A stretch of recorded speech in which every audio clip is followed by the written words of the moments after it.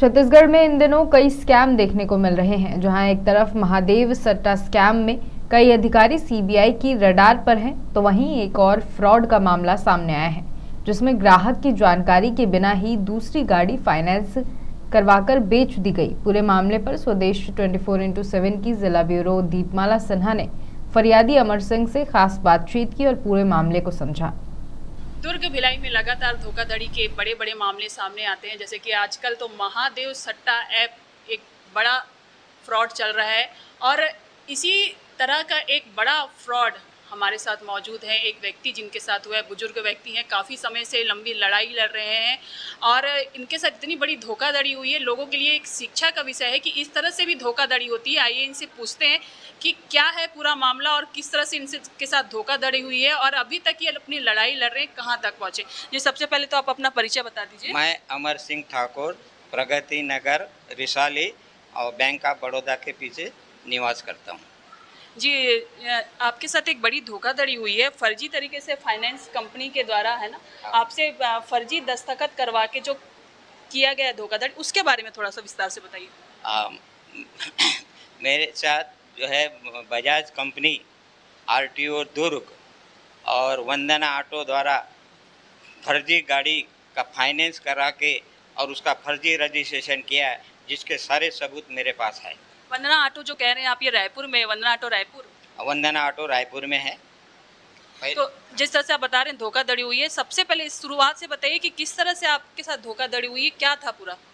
आ, ये जो मैंने स्कूटी खरीदा था 96 में प्राइड और बजाज की, उसका पेमेंट भी हो गया था। उसी दस्तावेज पे इन्होंने किसी और व्यक्ति को बजाज चैंपियन मोटरसाइकिल फाइनेंस कर दिया, मेरे नाम से फाइनेंस किया और उनका रजिस्ट्रेशन भी मेरे नाम से किया है और जो फर्जी तरीके से किया है। उस गाड़ी का एक्सीडेंट में आदमी मर गया परसवाड़ा में। इस कारण मेरे पास पुलिस आई, तब मुझे इस केस का पता चला। आपने गाड़ी कहाँ से खरीदी थी, कब खरीदी थी और किस कंपनी से फाइनेंस की थी और आपने पूरे किस्त चुका दिए थे? हाँ, स्कूटी का मैंने पूरा किस्त चुकाया, वो भिलाई से ही खरीदा था। यहाँ मौर्या टॉकीज के पास उनका ऑफिस था, एजेंट के द्वारा वो काम किया था। और लेकिन ये मोटरसाइकिल में लाइफ में कोई भी मोटरसाइकिल ना फाइनेंस किया, ना खरीदा, ना बेचा है। आपके द्वारा जो कुछ कागजों पे जो साइन करवाए, तो आपने देखा कि वो ब्लैंक पेपर थे, क्या आप उस समय जानकारी थी आपको? नहीं, मेरे से जब प्राइवेट स्कूटी एक कराया था तो 20-25 साइन करवा लिया था। वो सब ब्लैंक पेपर में कराया था, वो भी मेरे पास सबूत है। अच्छा, जैसे आपने बताया कि जिस व्यक्ति के आपके नाम से फाइनेंस किया गया, उस व्यक्ति के एक्सीडेंट हो गई, पुलिस आपके घर गई, उसके बाद आपने कहाँ शिकायत की और किस तरह से आगे आपने लगातार इस लड़ाई को लड़े? पहले तो मैं 8.5 साल तक बैहर कोर्ट में केस लड़ा, वहाँ से मेरे को निर्दोष बरी हुआ। उसके बाद मैंने यहाँ पर पुलिस डिपार्टमेंट में शिकायत किया, जांच करा। आज 5 साल हो रहा है करीबन, पुलिस वाले कोई जांच नहीं कर रहे हैं। ये आरोपी को बचाने का ही काम कर रहे हैं और आरोपी को बचा रहे, ये सबूत भी मैं पेश कर सकता हूँ।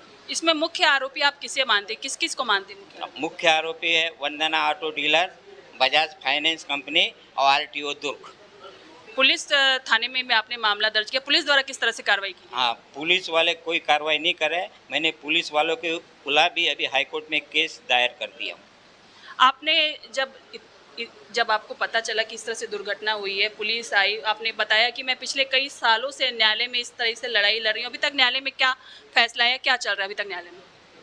अब ये जवाब ही नहीं दे रहे हैं और इसका एफआईआर हो गया है, यहाँ न्यायालय में एफआईआर हो चुका है और न्यायालय ने इनको प्रतिवेदन मांगा। ये अभी तक प्रतिवेदन 4 साल हो गए, अभी तक न्यायालय को प्रतिवेदन नहीं दिया। आरोपी को बचाने का ही काम कर रहा है। किसके द्वारा बचाया जा रहा है? ये पुलिस द्वारा बताया जा रहा है। दुर्ग पुलिस द्वारा? नहीं, ये सुपेला थाना द्वारा आरोपियों को बचाया जा रहा है। आप कहना क्या चाहे कि विवेक वंदना ऑटो है, उसको बचाया जा रहा है?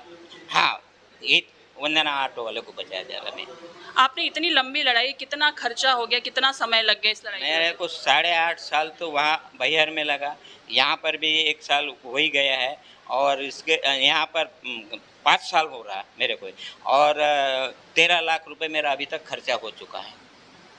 आप बुजुर्ग दिख रहे हैं, रिटायर हो गए होंगे सर, किस पद पे कार्यरत थे, क्या काम करते? मैं भिलाई स्टील प्लांट में चार्जमैन के पद पे 2001 से तब से आप ये लड़ाई लड़ रहे हैं, इतना समय हो गया, इतना खर्चा भी हो गया, आप इस मुआवजे के लिए भी आप क्लेम करना चाहेंगे? हम करूँगा, ज़रूर करूँगा, मुआवजे के लिए भी क्लेम करूँगा।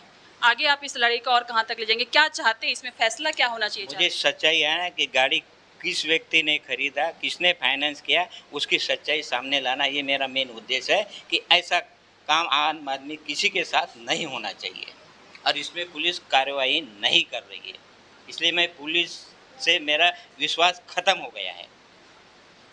तो ये थे हमारे साथ अमर सिंह ठाकुर जी, जिन्होंने बताया कि किस तरह से ब्लैंक पेपर से इनसे साइन करवाया गया और फाइनेंस करवाया गया और इन्हें ये पता भी नहीं चलता कि इनके नाम से इतना बड़ा फ्रॉड हो रहा है। अगर उस गाड़ी की एक्सीडेंट नहीं होती, गाड़ी का एक्सीडेंट हुआ, व्यक्ति की मौत हो गई, जब पुलिस इनके घर पे पहुंची तब इन्हें पता चला कि इनके नाम से गाड़ी फाइनेंस करा ली गई थी और उस व्यक्ति की दुर्घटना में मौत हो गई। ये पिछले 12 सालों से, पिछले 2012 से चल रहा है। 2012 से ये लड़ाई लड़ रहे हैं और अभी 2025 आ गया है, अभी तक इस पर कोई फैसला नहीं आया है। ये लगातार इस लड़ाई को लड़ रहे हैं, शासन प्रशासन से बार बार न्याय की उम्मीद कर रहे हैं। और यहाँ पे एक बड़ा मामला सामने आता है कि किस तरह से लोग जब किसी भी कंपनी में किसी भी कुछ कागजों पे साइन करते हैं तो इस बात का बिल्कुल ध्यान रखें कि वो कहीं ब्लैंक पेपर तो नहीं है। इन्होंने साफ साफ बताया कि उस समय इतने सारे पेपर पिन पे साइन करवाया गया जिसमें से आधे पेपर जो ब्लैंक थे और उसी का फ़ायदा उठाया कंपनी ने और इनके नाम से फर्जी तरीके से गाड़ी को फाइनेंस करवाया और आज ये पिछले 13 से 14 साल तक इस लड़ाई को लड़ रहे हैं। अभी तक कोई फैसला नहीं आया। हम उम्मीद करते हैं कि शासन प्रशासन इस ओर ध्यान दे और जो आरोपी बनाए गए हैं उन पर कड़ी से कड़ी कार्रवाई की जाए। दुर्ग से स्वदेश 24/7 के लिए मैं दीपमाला सिन्हा।